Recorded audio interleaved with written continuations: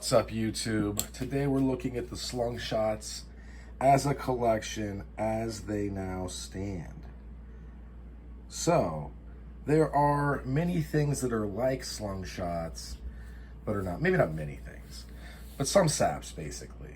And I guess for me, a Slungshot has to have either like some sort of cordage or a strap or something that hooks on to either like a platform like this with a weight or just like a weight. So that's the criterion. This is from Witchdoctor Zero. I believe it is a little Barlow. Very neat little piece.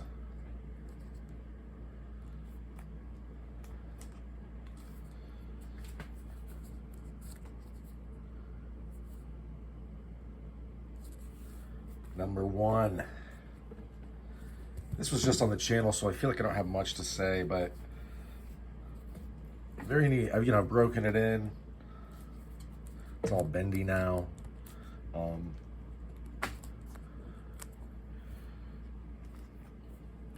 Very cool.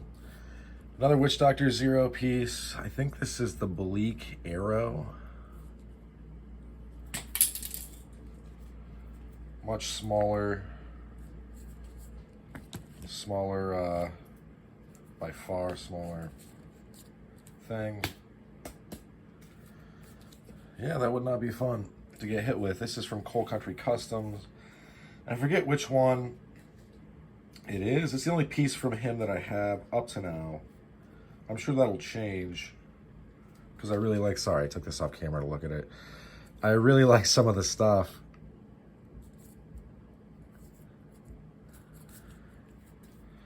And this is one that's almost a jack, but it's still a Slungshot. Just because all you have to do is hold it like this, really, like. Maybe no. I play around with it. I'm just saying though, that obviously you could bring it out to here, really get some leverage. I believe this is a Hobo Jack. I forget the name of the gentleman who made it. Basically a big weight that has a strap around it and then braid. And this thing really is like half a nunchuck. And this is another one where you can kind of wrap it around your hand and you've got something ready.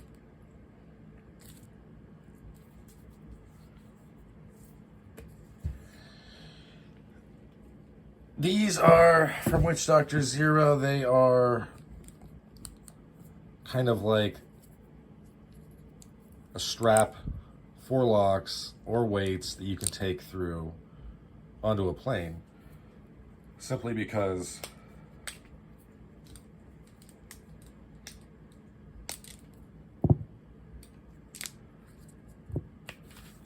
right, so then this goes in.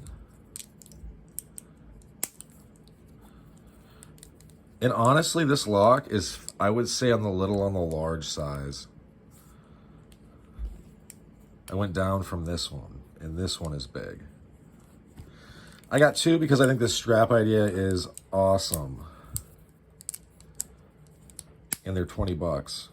So it's like, yup.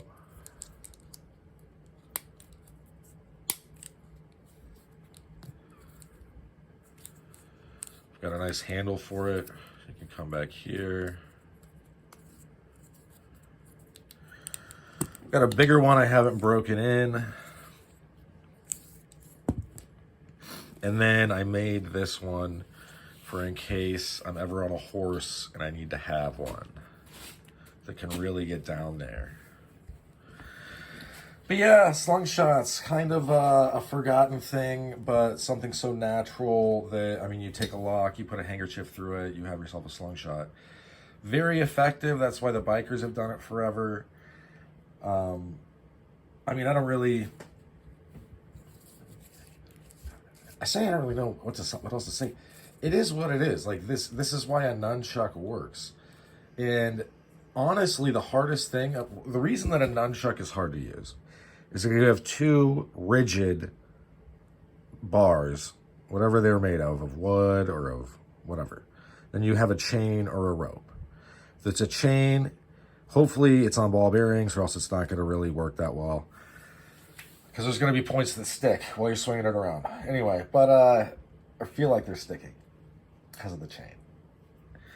If there's no ball bearings. Anyway, sometimes like the person who used to be a black belt to me like has to explain why it won't work unless it's ball bearings if you're using a chain. But what I'm saying is that hinge is the hardest part. If you're taking away this is not a hinge. You know why it's not a hinge? Because there's not the other bar. There's not the other part of the nunchuck. So this is just a strap or like a handle. And so without that hinge, it's a lot easier. It's intuitive. Nunchucks, you got to kind of practice. I will say with nunchucks, they loosen up your shoulders. They're good to practice with, work with. They'll keep your left hand from becoming totally useless. I just got a couple of practice chucks. I'll go grab one actually. Yeah. Sorry. But it wouldn't be a video of mine if I didn't get it. So, and what's nice about these are like foam. You can get 2 of these for $10 off eBay. You can't hurt yourself with this unless you got yourself in the nuts. So, you can't even, because there's no ball bearings, you can't even do the eye gouge. So yeah, I would honestly practice with these because I hadn't practiced with them in probably 2 decades. I picked this up. I'm using this. I'm swinging them around. It's whistling around. It took a second to get back into it, but very quickly I was able to do all the moves, probably within half an hour of just playing with it.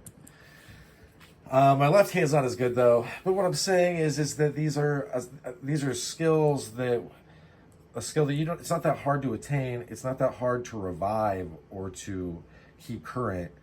And it's going to help you use not just these, but I mean, because these are kind of like the same principles almost that kind of rule the Eskrima / Arnis / whatever you want to call stick fighting world.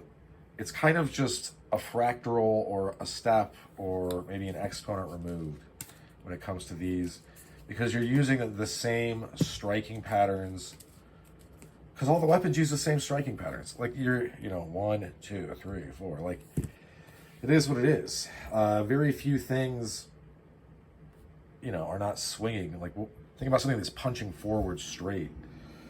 What do you do? Kung Fu and Wushu and figure out how to throw those chain balls? Like, come on. Maybe you will. But in any event, I think that the Slungshot is something that even if you don't plan on utilizing every single day, one, they're super cool. I love these two. I love this guy. I love them all. But they're super cool, and they generate a tremendous amount of force. But what I'm getting at, stuttering to, is that even if you don't carry them, other people are going to carry them. Nunchucks have a fairly rich history starting out in, I believe, Okinawa. I don't know when they were first used as weapons.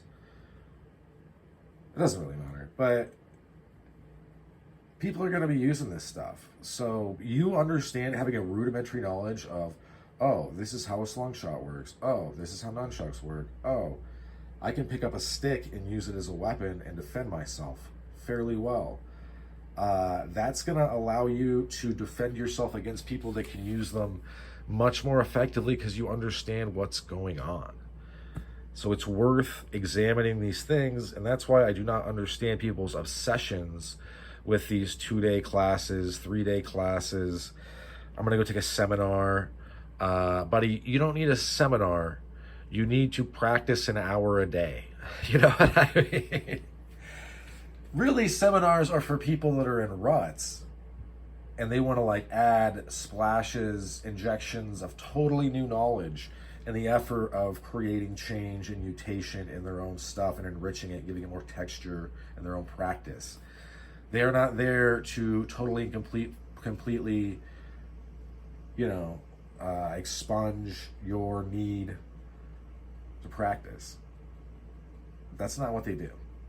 So before anybody books an expensive thing, you should be practicing.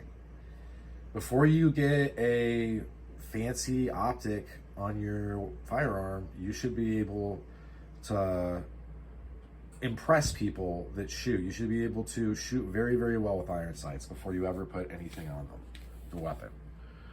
If you're skipping these fundamentals, not only are you cheating yourself, it will eventually catch up to you. I promise you that. And when we're talking about the stuff that we talk about on this channel every single day, there aren't really that many do-overs. Think about it. All right, that's it. That's what I'll shoot off for this one. Thanks for sticking with me to the end. Hope you have a good rest of your day. Bye now.